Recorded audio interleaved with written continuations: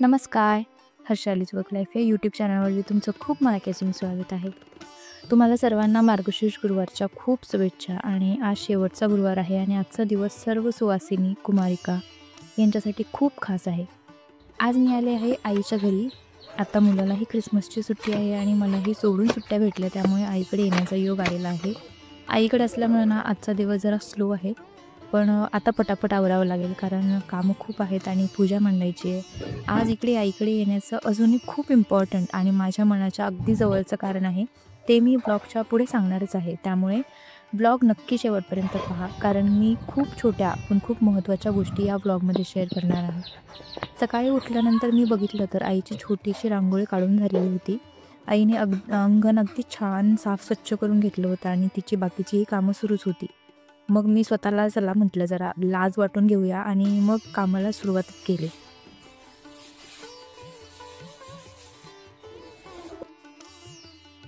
अगोदर घर स्वच्छ झाडून पुसून व्यवस्थित करून घेतलं आणि त्याच्यानंतर त्यासोबत आईची जी कामं चालू होते त्याच्यामध्ये आईला थोडीशी मदत केली.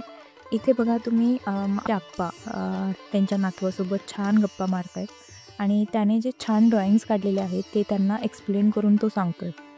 आधी ना आजकाल खूप छान ड्रॉइंग्स काढायला लागले आहेत, त्याचे ड्रॉइंग्स मी तुम्हाला दाखवते.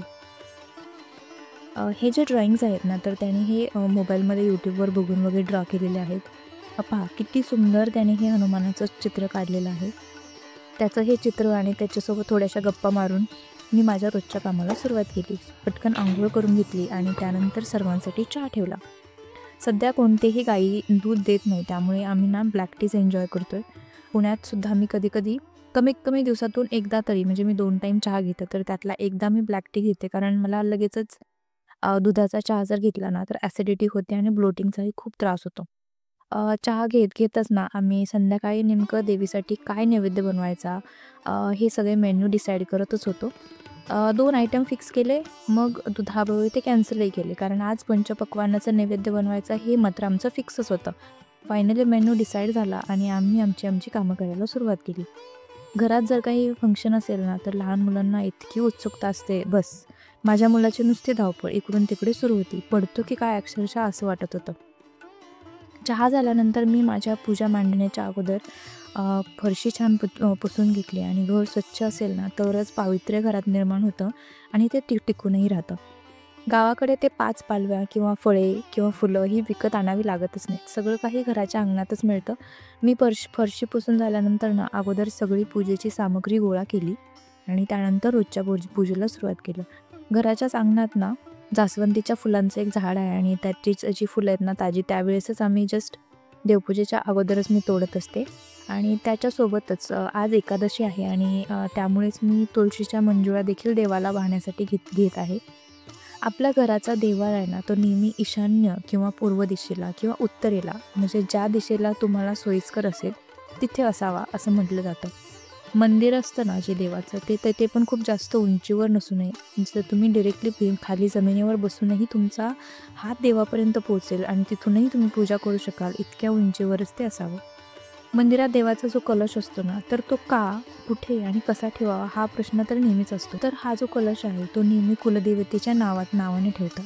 तुम्ही जर अगोदरपासून म्हणजे पारंपरिक पद्धतीने जर तुम्ही कलश ठेवत असाल तर ठेवा, नाहीतर ठेवला नाही तरी चालतो. पण जर ठेवणार असाल तर त्यासाठी एक तांब्यात स्वच्छ पाणी भरून घ्यायचं, त्यात ₹1 म्हणजे थोडक्यात पैशाचं एक नाणं, फूल, सुपारी आणि हे सगळं टाकून ना तिथली जागा स्वच्छ करून घ्यायची आणि तिथे तो ठेवायचा. तसा तुम्ही तांब्यावर नारळ जसं मी आता हे व्हिडिओमध्ये दाखवत आहे तसंच तुम्ही करू शकता. कलशाची रोज पूजा करणं खरंच खूप आवश्यक आहे. कलश जर तुम्ही नव्याने ठेवत असाल ना तर मंगळवारी, शुक्रवारी म्हणजेच देवीच्या कोणत्याही वारा दिवशी तुम्ही ते ठेवू शकता. कलशावरचा जो नारळ तुम्हाला बदलायचा जर असेल ना तर अमावस्येला तो देवाजवळ फोडा आणि दुसरा नारळ देवीच्या वारा दिवशी तुम्ही स्थापन करू शकता.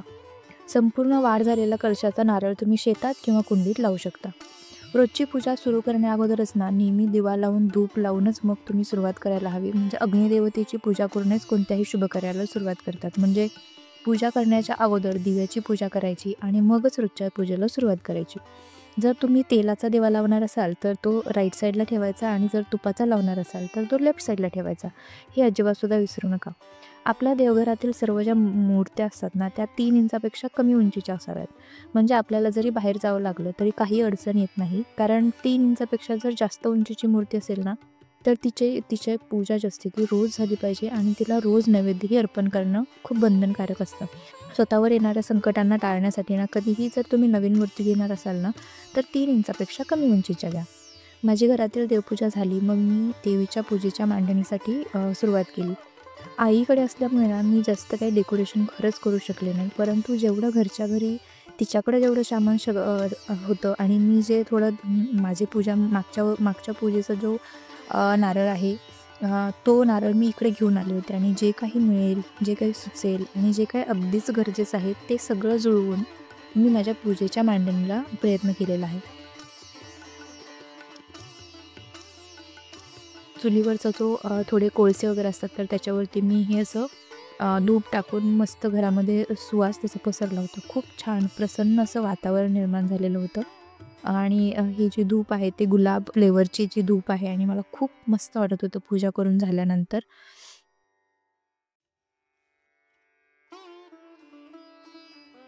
महालक्ष्मीची पूजा मांडण्यासाठी पहिलं म्हणजे मी अगोदर खाली एक पाट ठेवला आणि त्यावर लाल वस्त्र अंथरून घेतलं.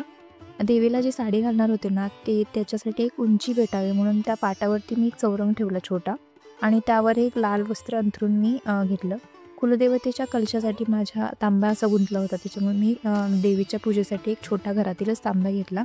त्याच्यावरती मी असं छान स्वस्तिक काढून घेतलं होतं. स्वस्तिकचं नेमकं महत्त्व काय हे मी मागच्या ब्लॉगमध्ये तुम्हाला शेअरच केलेलं आहे. तांब्यात मी ₹1 ठेवला आणि विड्याची पाने ठेवली. देवी महालक्ष्मी आईचा मुकुट लावून त्यावर नारळ ठेवला. खूप सुंदर मी देवीला साडीही घालून घेतली.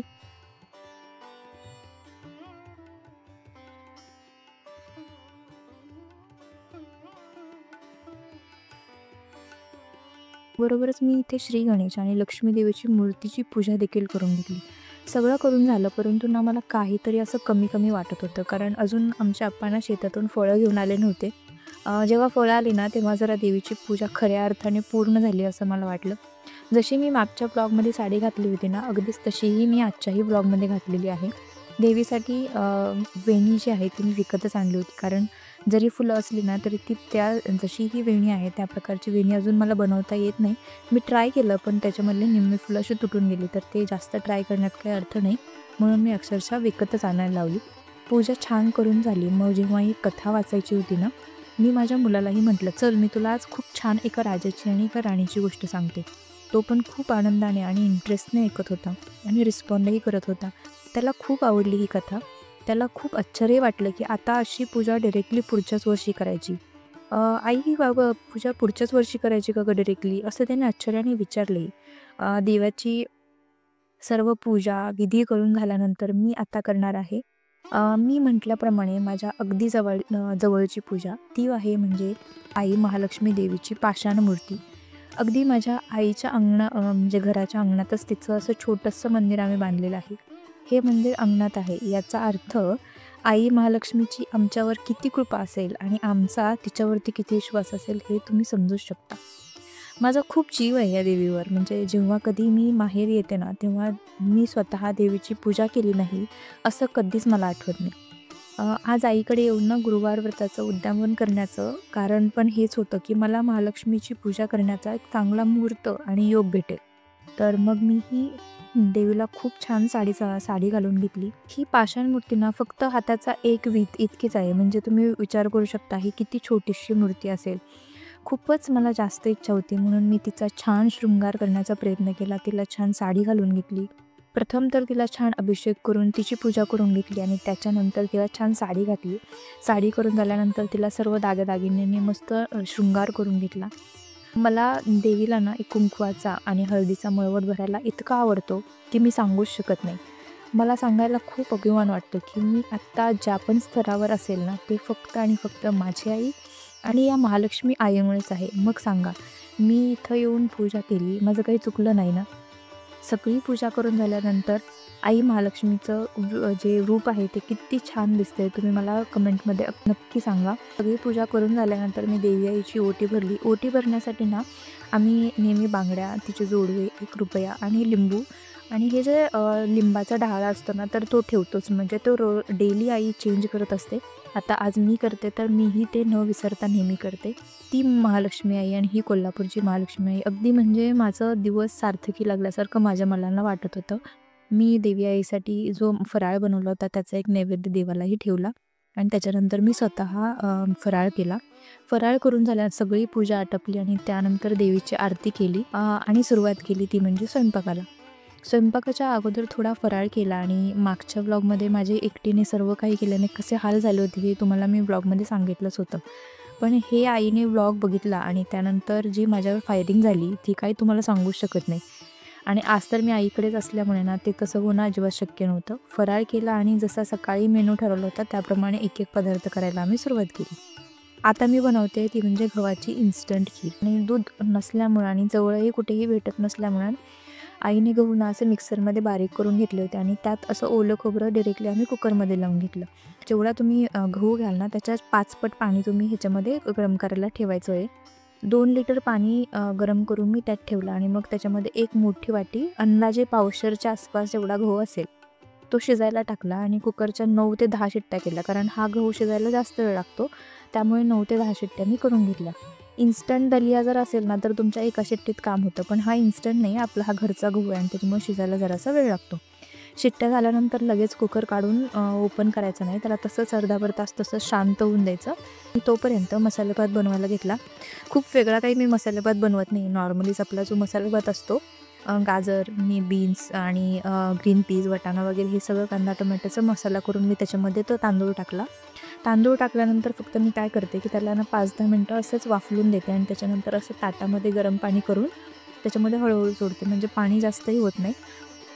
माझं एक प्रमाण ठरलं आहे म्हणजे एक जर वाटी तांदूळ असेल ना तर त्याला 2 वाटीपेक्षा थोडासा कमी पाणी एवढं मी अंदाजाने पाणी घालतच असते.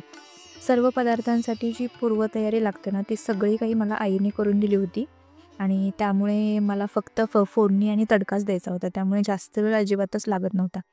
अगदी सुटसुटीत होतो असा भात आणि पहा रंगही किती छान आलेला आहे आणि भाताचा एक एक कण जो आहे ना एकदम असा सुटसुटीत झालेला आहे. वासही एकदम छान येतो. त्यानंतर आता मी बनवते ती म्हणजे वांग्याची भाजी. छोट्या मुलींना जेवायला बोलवायचं तर ते अख्खे मोठे-मोठे वांग्याची कापं अजिबात खात नाहीत. तर त्यामुळे अगदी वेस्टही नको आणि आपल्यालाही जो केल्याचा आनंद आहे ना तो भेटावा. तर त्यासाठी मी अगदी कमीत कमी मसाले आणि कमीत कमी तिखट असं मी वांग्याची भाजी बनवलेली आहे. कोणतीही भाजी बनवताना त्यात गरमच पाणी टाकायचं म्हणजे त्यांचा जो मसाल्यांचा सुगंध जो असतो ना तसाच भाजीला लागतो आणि भाजी कशी खरंच चवदारही होते. तसं बघायला गेलं तर ना आजचा दिवस खूपच खास होता. म्हणजे दिवसभरच खूप छान वाटत होतं. त्यात माझी सुट्टी होती त्यामुळे तर सोने पे सुहागा असंच म्हणू शकतो.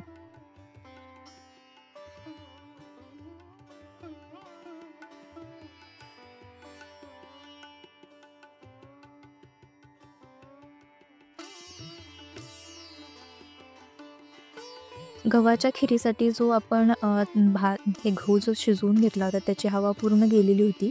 मग मी त्यात सुंठ आणि बडीशेप भाजून घेतली आणि बघा किती गहू जो आहे ना तो किती छान शिजलेला आहे. त्याचा जो खोबरं आहे ना खोबरं पण खूप छान शिजलेलं असतं आणि असं जर तुम्ही डायरेक्टली शिजवून घेतलं ना तर त्याचा जो खोबऱ्याचा सुगंध आहे ना तोही या खिरीला लागतो आणि याच्यामध्ये फक्त आता गूळ खिसून आणि त्याच्यानंतर सुंठ आणि बडीशेप हे बारीक करून मी त्याच्यामध्ये टाकणार आहे. सुंठ आणि बडीशेप म्हणजे तुम्ही एक चमचा बडीशेप आणि 1 चमचा एवढं सुंठ तुम्ही बारीक करून गूळ डायरेक्टली मी त्याच्यामध्ये टाकते.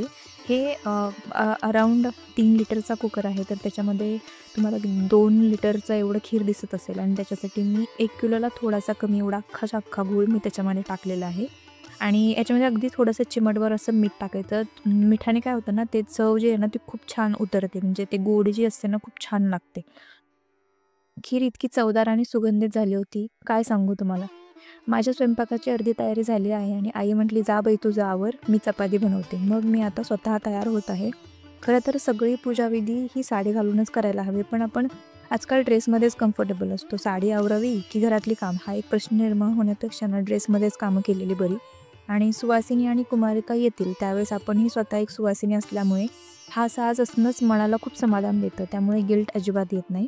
आणि मी खूप छान हे सगळं असल्यामुळे ना मी पूजा खूप छान करू शकले. मी तयार होऊन सर्व कुमारिकांसाठी ताटं केली. सर्व नैवेद्य अगदी जो नैवेद्य बनवला ना, तो अगदी मनात भरतोय. जेव्हा देवीचा प्रसाद कोणत्याही देवाचा जेव्हा प्रसाद असतो ना, तो खरंच चवदार तर होतोच.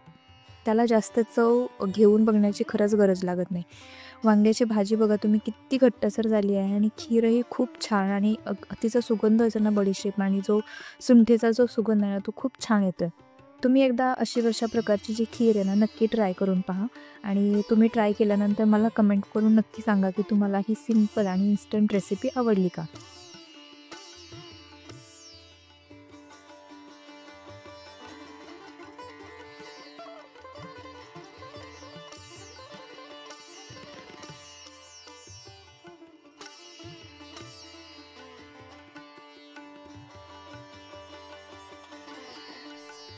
सर्व कुमारिकांना हळदी-कुंकू लावून मी त्यांची पूजा केली. त्यांना देवी समजून नैवेद्य अर्पण केला आणि शेवटी त्यांना महालक्ष्मी व्रताचं एक-एक पुस्तक देऊन, एक फळ देऊन नमस्कारही केला आणि खऱ्या अर्थानं माझ्या व्रताचं उद्यापन झालं असं मला वाटलं. सर्व ज्या कुमारिका असतात ना, त्या अगदी मनसोक्त मन भरून जेवण केल्यानंतर आपल्यालाही आपलं पोट भरल्यासारखं वाटतं आणि अशाच पद्धतीने माझी ही पूजा आहे ना, ती खऱ्या अर्थाने संपन्न झालेली आहे.